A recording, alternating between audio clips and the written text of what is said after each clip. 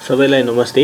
यस भिडियोमा हामी सबै banking development sectors hydro power सेक्टरहरूको इन्डेक्सहरूको पर्फर्मेन्सहरू हेर्दैछौँ।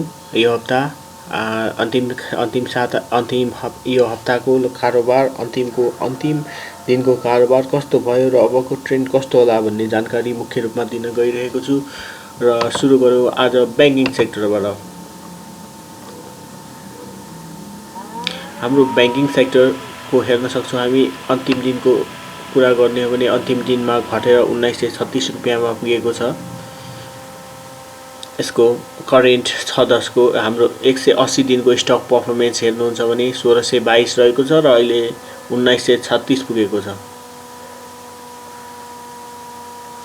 र यो डेली चेन्जमा हेर्ने हो भने हाम्रो शुक्रबार 17.78 घटेको थियो, जबकि ओपन 1966 मा भएको थियो भने तपाईको क्लोजिङ आएर 1936 मा क्लोजिङ भएको देख्न सकिन्छ। र टेक्निकल इन्डिकेटरहरूको कुरा गर्दाखेरि म्याकडे बाहेक अरू सबै बियरिश देखाइरहेको छ। आरएसआई 5 डे इएमएहरू 20 डे इएमए 180 डे इएमए सब बियरिश मोडमा छ भने म्याकडे मात्रै बुलिश मोडमा देखिन्छ। र मार्केट केही बियरिश हुने हो कि भन्ने सम्भावना बढेको छ। बैंकिङ सब इन्डेक्समा फेरि कुरा गर्नुपर्दा र बैंकिङ सब इन्डेक्सको कुरा गर्दा पेग रेसियो 1.49 रहेको छ, ग्राम नम्बर 73.83 रहेको छ। र तपाईको की इन्डिकेटर हाम्रो बैंकिङ सेक्टरको सबैको की इन्डिकेटर हेर्दाखेरि अर्निङ पर शेयर 20.11 रहेको छ। र हामी बोलिन्जर चार्टमा हेर्न सक्छौँ। अहिले केही घट्ने ट्रेन्डमा देखिएको छ बैंकिङ सब इन्डेक्सको कुरा गर्दाखेरि। र 1870-80 तिर आएर फेरि बढ्न सक्ने सम्भावना हुन्छ, अथवा फेरि अब हेर्नुपर्ने हुन्छ। तर अहिले बियरिश ट्रेन्डमा गएको जस्तो देखिन्छ मार्केट बैंकिङ सेक्टरको।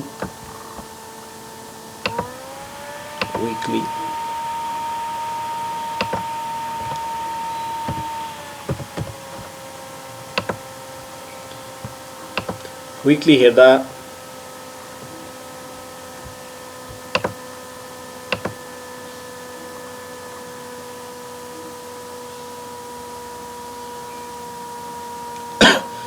सम्भवतः डब्लु ट्रेन्डहरू बनाउन खोजिरहेको जस्तो देखिन्छ।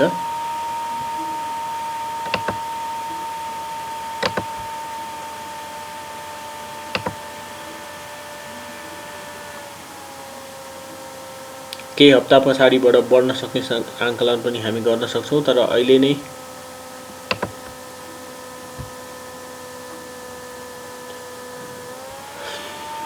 यो बोलिन्जर्सको विथ खुम्चिएको देखिएको छ र केही हप्ता हेर्नुपर्ने हुन्छ कस्तो देखाउँछ, अनि मात्रै डिसिजन लिनुपर्ने हुन्छ। तर डेली हेर्ने हो भने डेली हाम्रो घट्ने ट्रेन्डमै देखिन्छ भने साताको अन्तिमतिर बढ्ने पनि हुन सक्ने देखिन्छ बैंकिङ सब इन्डेक्समा। र डेभलपमेन्ट बैंक सेक्टरमा हेरौँ।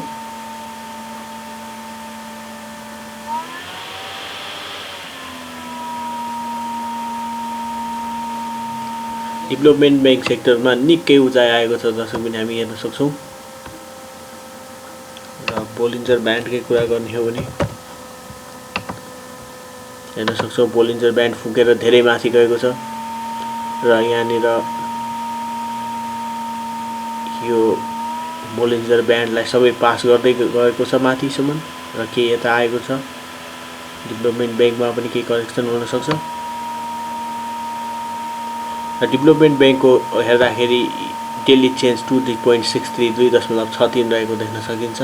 180 दिनको 2515 थियो भने अहिलेको अवस्था हेर्दाखेरि 4714 छ। इन्डेक्स धेरै माथि गएको छ र यो सम्भवतः यो बियरिश इन्डिकेटरहरू सबैले बियरिश देखाइरहेको छ। म्याकडे बाहेक अरू सबै 5 डे 20 डे र 180 डे इएमएले सबै बियरिश मोड देखाइरहेको छ। र पेग रेसियो पनि 1 भन्दा माथि गएको छ। अझै पनि तर पेग रेसियो 1 कै लाइनमा छ भनेपछि त्यति ओभर भ्यालु देखाएको छैन। ग्राम नम्बर पनि 22.5 भन्दा थोरै मात्र माथि देखाएको छ, त्यति ओभर भ्यालु त देखाएको छैन भ्यालुएसन मेजर्सहरूले। तर हाम्रो टेक्निकल इन्डिकेटरहरूले सबै बियरिश मोडमा गइरहने देखाएको छ। र के इन्डिकेटरको कुरा गर्दा अर्निङ पर सेयर 14 देखिएको छ। र फाइनेन्स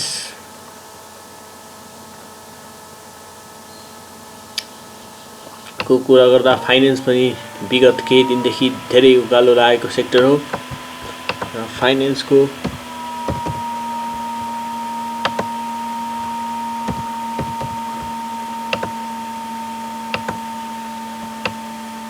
पनि तपाईहरुको बोलिन्जर ब्यान्डलाई छुँदै माथि गइरहेको छ।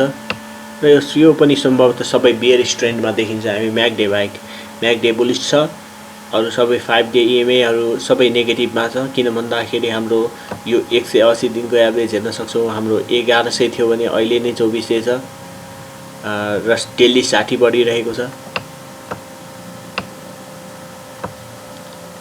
र अहिले नै यो बेच्नुपर्ने अवस्था चाहिँ छैन। यो हाम्रो बोलिन्जर्स ब्यान्ड अनुसार we have to wait and see for some days.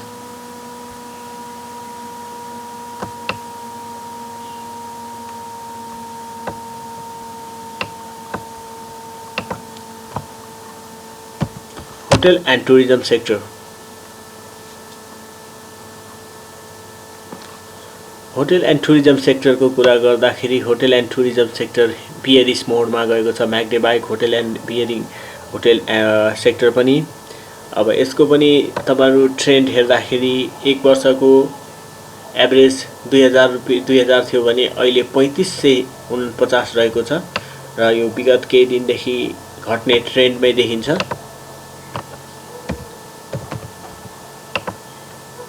र यो बोलिन्जर ब्यान्डको कुरा गर्दा बोलिन्जर ब्यान्ड न्यारो हुँदै गएको छ। अर्थात् केही दिनपछि फेरि बढ्न पनि सक्छ अथवा घट्न सक्छ। तर यो निकै न्यारो ब्यान्डमा गइरहेको छ। र सम्भवतः यो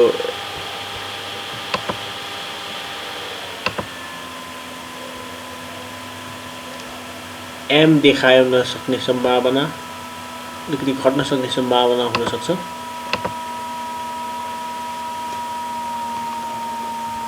अझै पनि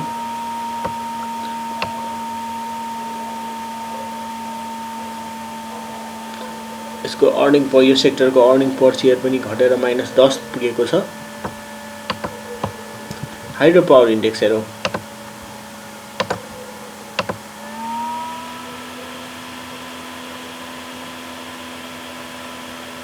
हाइड्रो पावर इन्डेक्स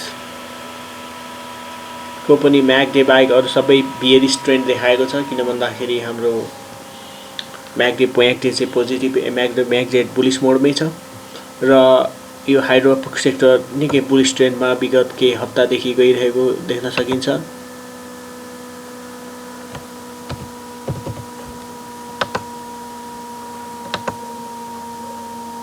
र हाइड्रो पावर सेक्टर त्यति माथि जाने ट्रेन्डमा छ। यो हप्ता सम्भवतः पुनः माथि जान सक्ने देखाएको छ एनालाइसिसमा।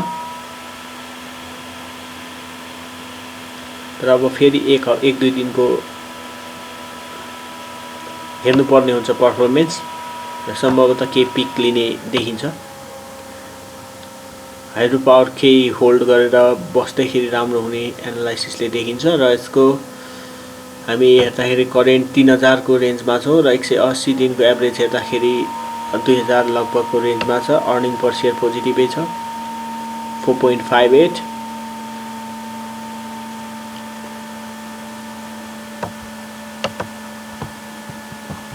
लाइफ इन्स्योरेन्स कम्पनीहरुको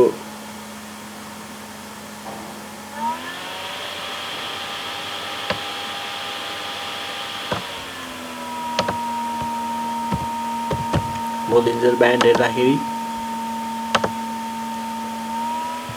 निकै नै एउटै रेटमा न्यारोमा पर्फर्म भइरहेको छ। खासै बढ्न सकेको देखिँदैन।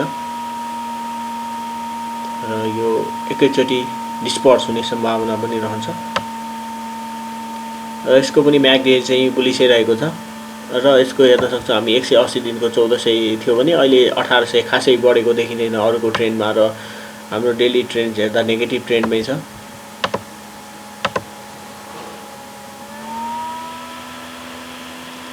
र विकली ट्रेन्ड हेर्दाखेरि यो घटेर भर्खर न्यारो ब्यान्डमा गइरहेको छ बढेर यसरी र सम्भवतः यो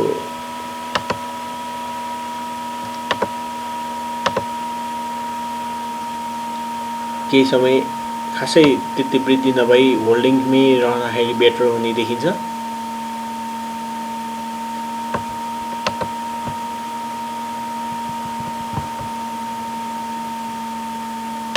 म्यानुफ्याक्चरिङ एन्ड प्रोसेसिङको हेरौँ।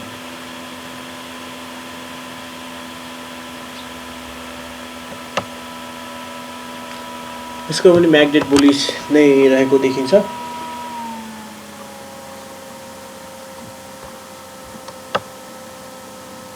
र यसको 180 दिनको एभरेज 4948 रुपियाँ रहेको थियो भने अहिले 6168 छ र एक साताको अन्तिम दिन यो घटेको थियो केही इन्डिकेटर घटेको देख्न सकिन्छ। यसको पनि तपाईलाई म बोलिन्जर चार्ट देखाउँदैछु। खासै एउटै पर्फर्मेन्स रेट गइरहेको छ खासै त्यति धेरै चेन्जेसहरू देख्न सकिँदैन हामी।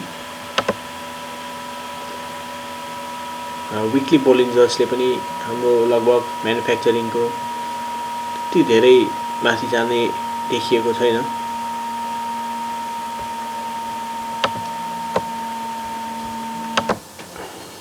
त्यस्तै गरी हाम्रो माइक्रो फाइनेन्स इन्डेक्स हेरौँ। माइक्रो फाइनेन्सको पनि घट्ने क्रममा रहेको देख्न सकिन्छ हामी। र माइक्रो फाइनेन्स पनि माइक्रो फाइनेन्सको चाहिँ तपाईको बाइङ पिरियड देखिएको छ यहाँनिर बाइङ पिरियड लगभग देखिएको छ हेरेर लगभग हामीले आकलन गर्न सक्छौँ कि हाम्रो यो एभरेज भन्दाखेरि पनि मुनि देखिएको छ र यसको सबै इन्डिकेटरहरुमा चाहिँ बियरिश ट्रेन्ड देखिएको छ र म्याक्डे पनि यसको बियरिसै छ तल घट्दै गएको देखिन्छ। भनेपछि चनाखो भएर हाम्रो स्प्लिट यो बोलिन्जर अनुसार हामीले केही यो हप्ता माइक्रो फाइनेन्सहरु बाइ गर्न पनि सक्छौं। र यसको 180 डे को कुरा गर्ने हो भने 3934 छ भने र करेन्ट 53 छ र यसको माइक्रो फाइनेन्सको पेग रेशियो हेर्दाखेरि 1 भन्दा कम नै देखिन सक्छ।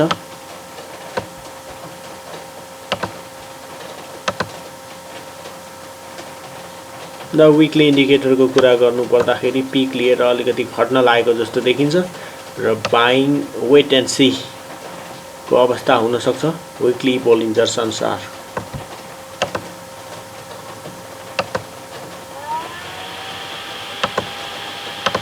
र नन लाइफ इन्स्योरेन्स को कुरा गर्दा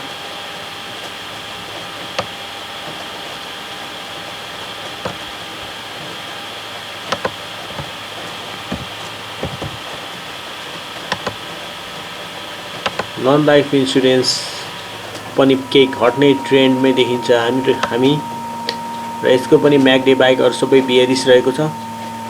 त्यति धेरै नबढी पनि यो घट्ने ट्रेन्डमा देखिन्छ विगत 2 दिनदेखि।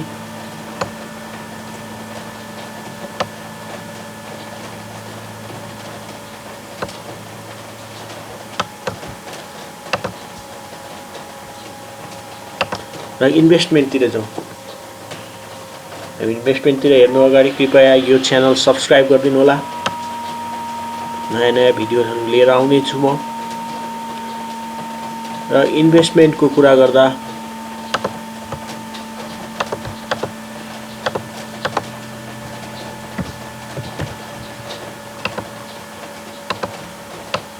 इन्भेस्टमेन्ट को पनि तपाईको विशेषत तल गइरहेको देख्न सकिन्छ र यसको पनि म्याग्डे बाइक अरु सबै बियरिश ट्रेन्डमै देखिन्छ।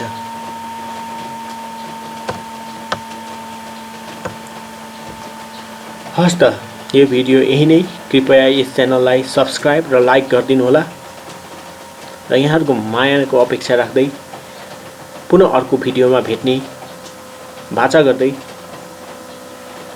यो भिडियो यही अन्त्य गर्छु। धन्यवाद।